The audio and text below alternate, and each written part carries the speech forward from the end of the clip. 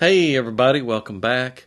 Today we're going to be doing kind of a follow-up video on a video that I shot or that was released last week on the Uber bus. And I know it wasn't a really popular video for my channel. Most of you guys are more interested in speaker upgrades and, tearing into something and fixing something and all that fun stuff. Not so much with power filtration, and I know, but I've got a pretty good number of people that are our customers that fall into that higher end category, and this is right up their alley. They've been asking for this stuff, and it's been almost 3 years now since these have been in production, and we've got these into production now, and so there's a lot of interest on it. Like I said, I know it wasn't a popular video, but it also stirred up a lot of interest within segments of the market, and those guys we call the flat earthers.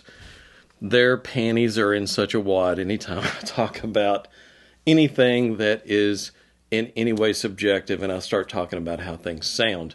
So I wore my flat earther t-shirt just for those guys, just to motivate me to address those guys. So there's a whole bunch of stuff I'm going to address and questions from the last video, and hopefully I can remember all of it and kind of get it all addressed. I know I'm going to talk about what's inside and try to address those questions about what's in this thing. We're going to talk about measuring it versus listening to it, and I'm going to relate that into measuring speakers versus measuring power conditioners, and how measurements relate to what we hear, both in speakers and both in power.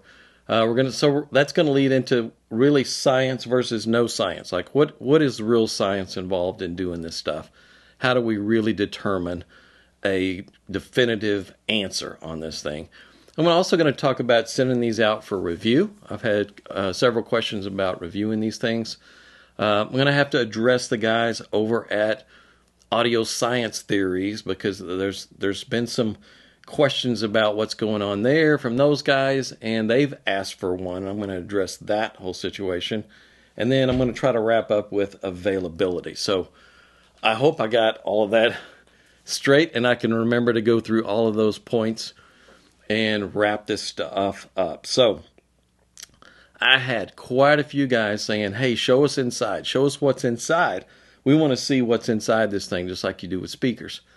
No, I'm not going to do that. And there's reasons for that. First of all, I have a non-disclosure agreement with the designer not to divulge what's inside of here. And there's very few people that know exactly what he's doing in there or what he's designed. And it's brilliant. I'll tell you that. It's brilliant.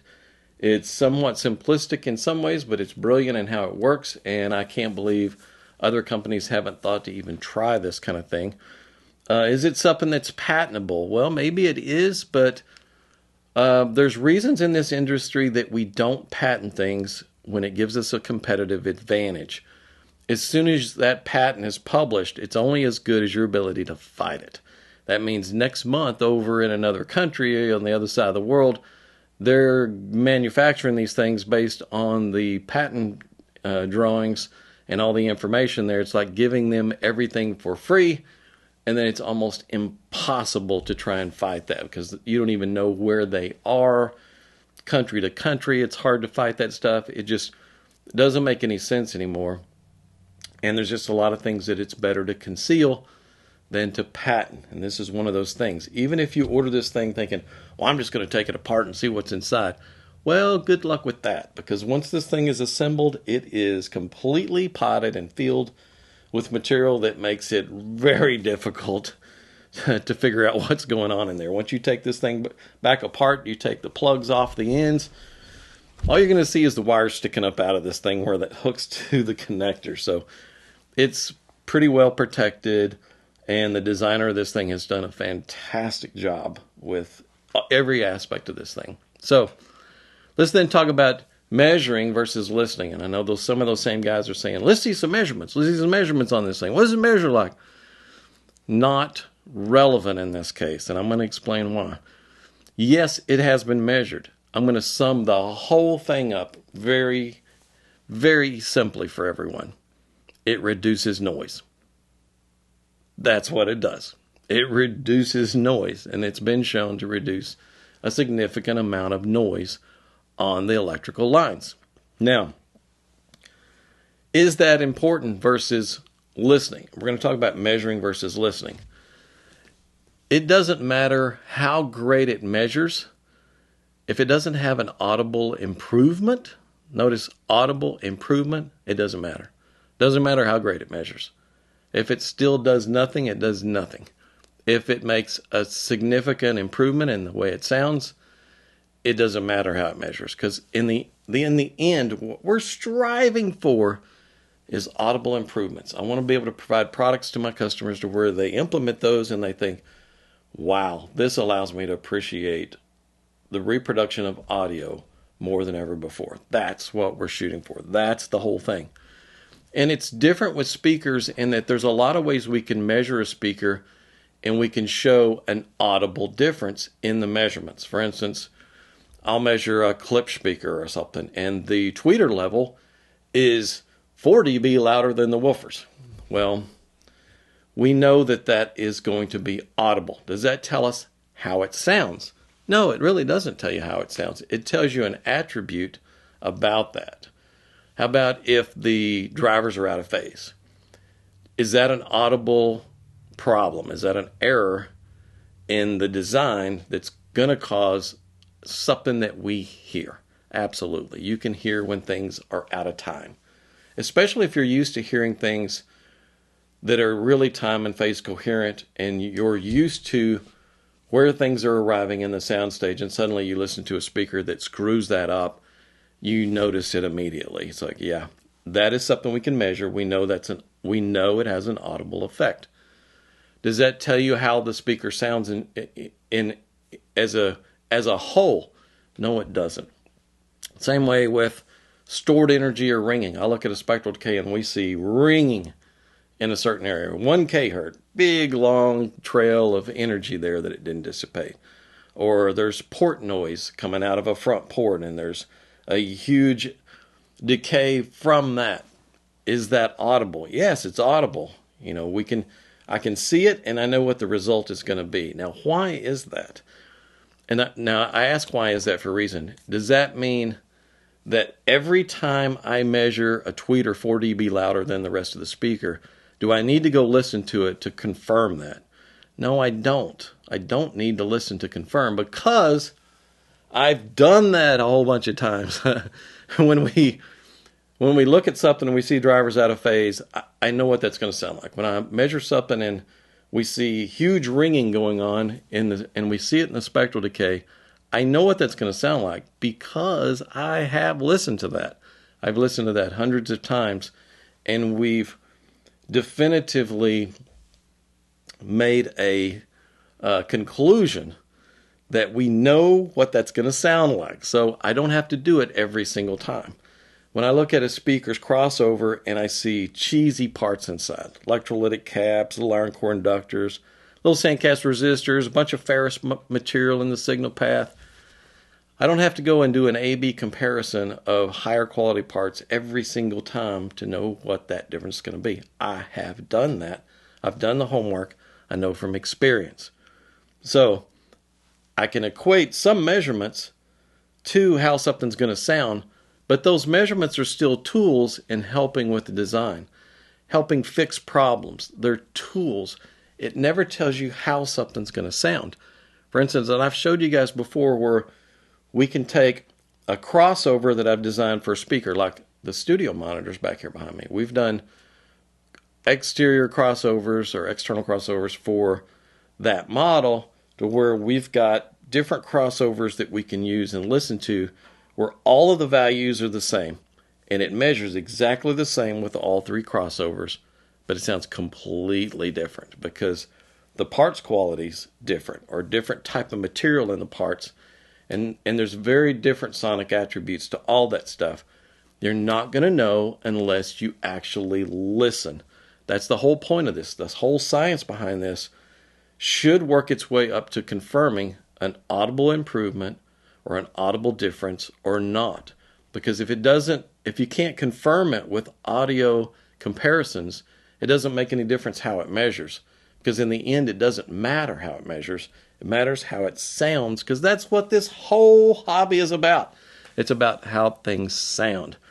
And there's a lot of these guys that do no science versus real science. No science is just taking measurements and theorizing how something's going to sound and not testing that theory.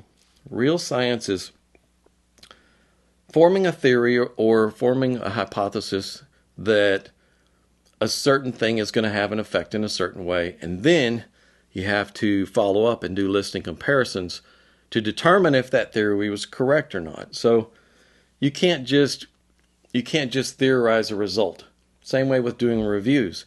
You can't do a review on a product and just take rudimentary measurements and call that a review. You didn't give any feedback on how something sounded. A reviewer is to give subjective feedback on how something sounds. Likewise, you can't expect reliable feedback if the listening room is completely untreated and the speakers are stuck up against a bare wall. And we know from looking at that, the room is going to overwhelmingly, completely take over everything that's going on. It's going to mask all the things that we're wanting to listen for. You don't have the tools to do a review, don't do a review. I mean, come on. To do a review requires listening. It all comes back to listening experience and giving some feedback on what you're actually hearing, which could mean you need a room like this. You need something that's treated, something that will allow you to hear separation of sound stage and all that stuff I talk about all the time. And then you can give some good feedback. And then you can test things like power conditioning, power cables, and what effect did it have? Did it have a meaningful effect? Did it sound good? Did it not sound good? All that stuff. And whenever I consider you guys asking me for these to review, that's the thing I'm considering the most is show me a picture of your room. Let me see what you're doing. Are you trying to recreate soundstage? Are you trying to recreate separation, space, size of the soundstage, layering within the soundstage? Do you have a system set up that will showcase those attributes? Now, why is that so important? Because when you remove all the noise from your power and you get cleaner signal, all of your gear operates more efficiently, and it opens up the soundstage. It completely changes all of those elements. So if you're not set up to hear any of those elements, you're pretty well handicapping yourself on whether or not this is a product that you should be reviewing or not. If all you can hear is texture and tone and detail levels, but you can't reproduce any of those soundstage elements, and I don't mean just I can hear something in the center. It's easy to put two speakers in a room and get it to where the vocal sounds like you're in the center if you're just equal distance between them. That's not what I'm talking about. I'm talking about layering within the soundstage, because when you remove that noise, that's the number one thing you notice right away. Separation between instruments, vocal is more focused, there's more depth, there's more space, there's more everything. And guys, that's hard to quantify. That's really, really hard to measure. And Ron and I kind of went on a little quest because we hooked this up in his system. And I mentioned this in the last video. And boom, soundstage, just all of those things. We hooked the Uber bus in, and we hooked up all my power cables. And the combination of the two was off the charts. And so we started on a quest that took weeks, like almost a month, of trying to figure out how to record what we're hearing in the room so that you could hear it back in a sound clip. Because it was so big of a difference, we thought there's got to be a way that this can be captured. And that's a whole nother story for another day, and that's a video for Ron to lead. And I think what he did in that area was off the charts. He did such a phenomenal job with microphone positioning and time delays between microphones, and just a whole bunch of things that went into recreating what we're hearing when we're sitting in the listening seat. And so he did a poll over there to where you guys could listen to A versus B, and all the songs of A was just power cables plugged into the wall. All the songs that were B were using our power cables in the Uber bus. And the question was, do you hear a difference in these sound clips? Overwhelmingly, you could hear a difference in sound clips. I mean, I put on a pair of headphones. Granted, I'm using some really good headphones. I could hear the difference in the first few seconds, and most people noted the same thing. Now, if you were listening on a pair of earbuds on through your computer, maybe, you're making it difficult to hear those differences, So it depends on what you're playing it back on. And then Ron did a poll for the guys who said they didn't hear a difference. What are you playing it back on? Some of those guys are playing it back on their audio system. Some are listening on headphones. Some may just not notice a difference. Some may just have a system that doesn't allow you to hear a difference. Some of them said they were listening on their phone or their laptop or something. So, yeah, obviously you're not going to hear a difference. And it's the same way with this product in general. You got a system that's not set up that's going to highlight these differences, you're not going to hear those kind of differences. I'm not peddling this stuff for everybody out there. This is for the audiophile. This is, even if you've just got a mid-level system and you've got your speakers out in the room a little bit, you're going to notice some of the stuff that this brings to the table, and you may appreciate it, you may like it, and you may want to keep it. You can always test this thing by ordering it and seeing what it does in your system. Again, it comes back to listening. It's going to be different in every system. If you live out in the country where you can't pick up a radio station, you may not have bad power. This may make less of a difference in your system. If you live in a city where you pick up 40 or 50 different radio stations, all that radio station stuff, all that interference, it's all on your electricity, man. It's all been picked up by all the wiring. It's everywhere. And if you remove it, it makes a difference. We go to shows and we start plugging our gear in at these hotels where we're sharing power with a lot of everything going on in a hotel. Oh yeah, it really makes a difference then. It's like, man, get the power conditioners out. We got a task ahead of us to get it back to where we were before we left. So it depends based on the electricity somewhat. It depends based on your system. If you're one of our customers that has a pair of Encores in your garage, in your workout room, you've just got a theater system, maybe this isn't for you. Maybe it doesn't matter. Even if it does make some difference, maybe it doesn't matter. My wife, for instance, has a really good ear. She can discern things very easily, but she's very indifferent about all of it. She doesn't care whether it's this pair of speakers or that pair of speakers, or she can enjoy listening to the music on anything. So for her, would she spend this? Is this worthwhile? It's not worthwhile. For you tweaky audiophiles out there who you're on a quest to make things sound real, like you really love it when it sounds fantastic, this is a product for you. So I want to get all of that out there ahead of time. It depends. So if I take a measurement on this thing and I say, hey, measurement shows it reduces noise, that still doesn't tell you anything. That still doesn't tell you if it's worth it for you in your system. And that means listening to it. You can't get around the fact that this whole hobby is about listening. And in order to know if this is worth it or not, you're going to have to listen to it. Now, which brings me to kind of my last thing I want to hit on. The guys over at Audio Science Theories. Those guys hate me. They hate me because I talk about all of this stuff. The capacitors make a difference. Your wiring makes a difference. Your connectors, getting ferrous material out of the signal path, all of that stuff matters. Everything matters. They think none of that stuff matters. That wire is wire, and they hate me for talking about this stuff. And they hate that I'm successful in teaching you guys about this stuff. So I get attacked by those guys all the time. Like they're just constantly, yep.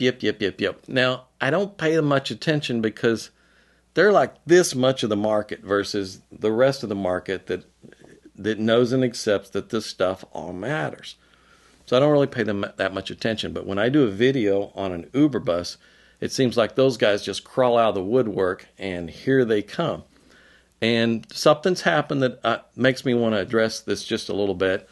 I know I kind of hate to go there. I hate to give these guys any airtime at all, but I want to address something because it's going to come up. And let me lay a little bit of groundwork, a little history about those guys over there. I've told you that they're always trying to defame myself and my products, and they're just at me constantly about this stuff. And I'm going to give you some examples. And there's a reason for all this, so bear with me. Some of it's funny, so hang on. They ordered one of my XLS Encore kits, my most popular kit. They ordered the base level kit, base level parts, binding post cup, and they built out one of them. So they're going to do a review, and they're going to build out one speaker. And they're not going to listen to it, but they're going to do a review. And it didn't say anything in the kit that comes with it about the insulation. So they put no insulation inside. It doesn't say anything in the instructions about rounding the corners or anything. So no rounded corners, sharp edges. And so they did some measurements on it, and they caught some flack even from their own guys, because I've got videos talking about that model and where the no res goes and where the insulation goes, and this stuff's common sense. They went back and they put in some insulation, and they took the measurements on it, and it measured great. And they were pissed because they wanted to show how poorly this thing was made and how bad it measures, and it didn't. So they just got even madder.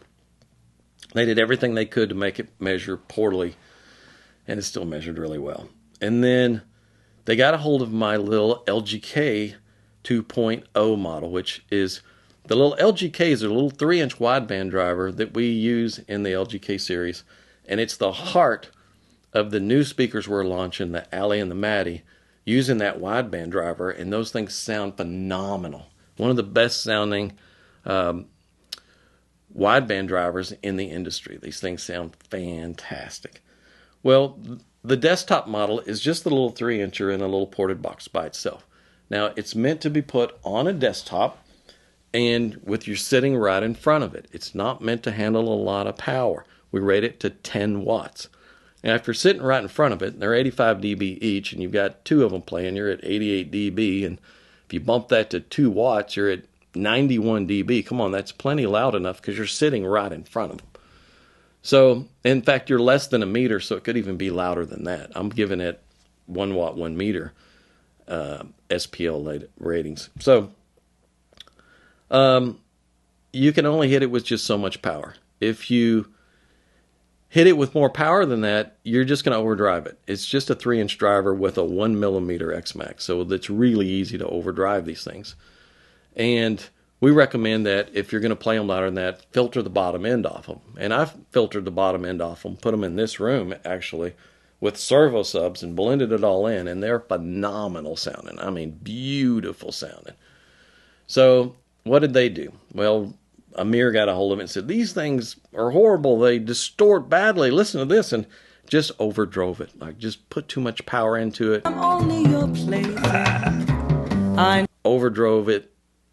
Made it go past its 1 millimeter X-Max. Of course it's going to distort. Man, use some common sense. Sorry about that. Use it the way it's intended. Build out a pair of them and listen to them. Set them on your desk. Don't overdrive one and then talk about how it won't handle any power. That's a given. It's not supposed to handle a lot of power. Come on. And so they just went on this big deal about bashing a driver and how bad it was and all that stuff. So most of my customers could see through that and realize, hey, this guy's just, he's trying to just throw dirt at everything I do. It's like, it's so crazy. This one is the funniest, though. I got to tell this story. This is the funniest one. I gave some free advice. Free advice. Nothing to sell, nothing to gain. I said, guys, if your system, back of your system, you've got power cables running along, and your speaker cables are running alongside your power cables, and your interconnects and stuff, they're all jumbled up around the power cable. Your power cable is putting off some electromagnetic interference that's affecting everything else. So what you should do is separate that stuff. Get your speaker cable away from your power cables. If they have to cross, let them cross at a right angle, and maybe even loop it over it. Get something to hold it up away from it, and separate all that stuff. Costs you nothing to try. And I had a bunch of guys that tried it and said, wow, I can't believe that made a difference. That's really great, man. Thank you.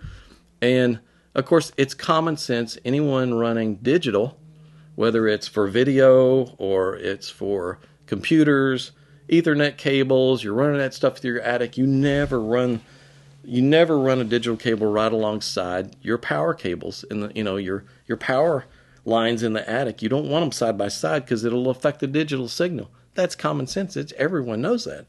You want them about 12 to 18 inches away, and if you have to cross it at a right angle and get away from it. Well, Amir decided he was going to prove me wrong, that separating that stuff won't have any effect, and there's no electromagnetic interference coming off these power cables. So he plugged in a power cable, can't make this up, plugged it into the wall, and he's got his meter and everything set up there. He's going to measure some electromagnetic interference on that power cable, but he didn't plug this into anything. He didn't plug it in, so there's no current going through this cable.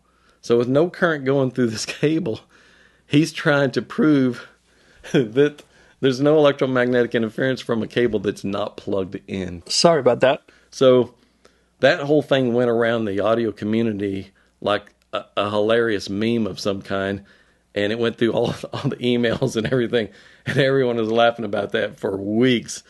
And I still laugh about that when I see it.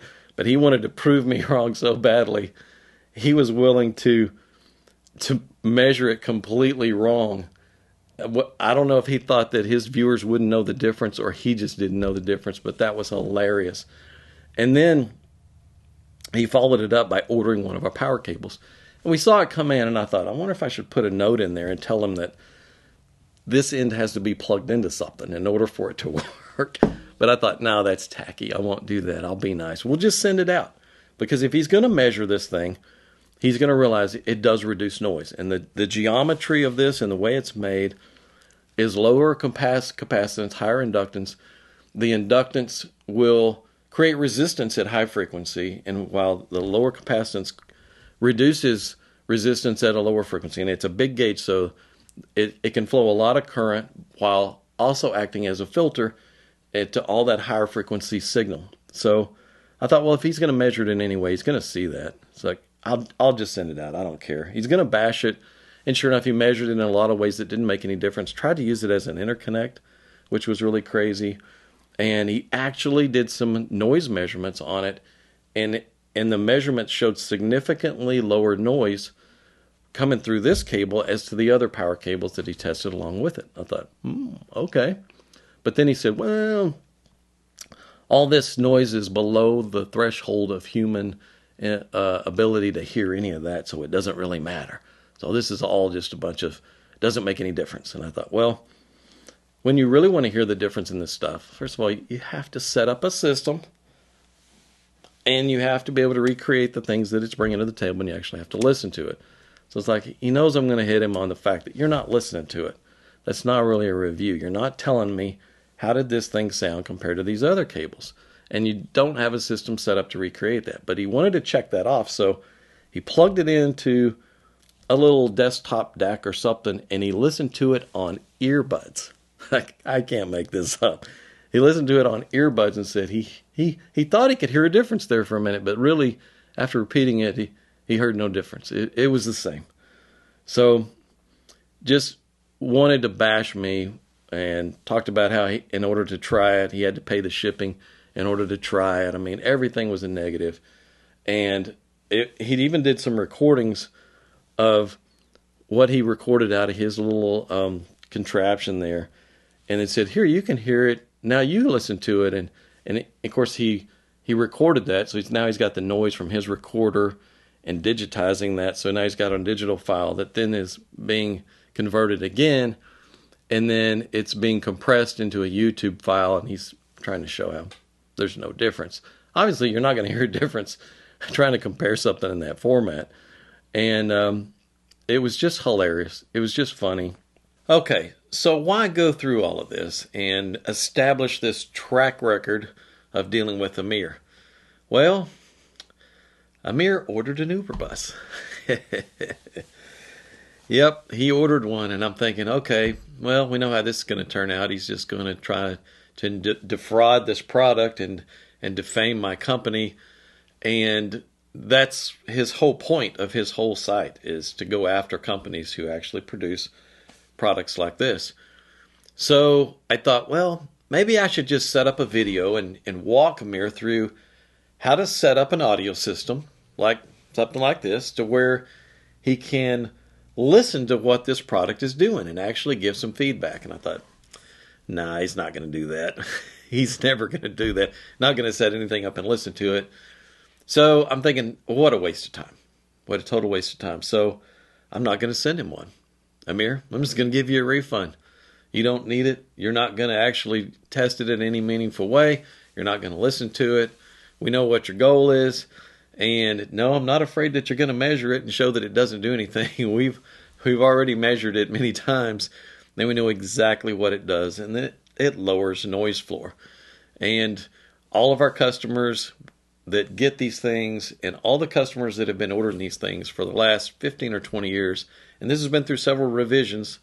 This is the top level of the models that this thing has been offered in.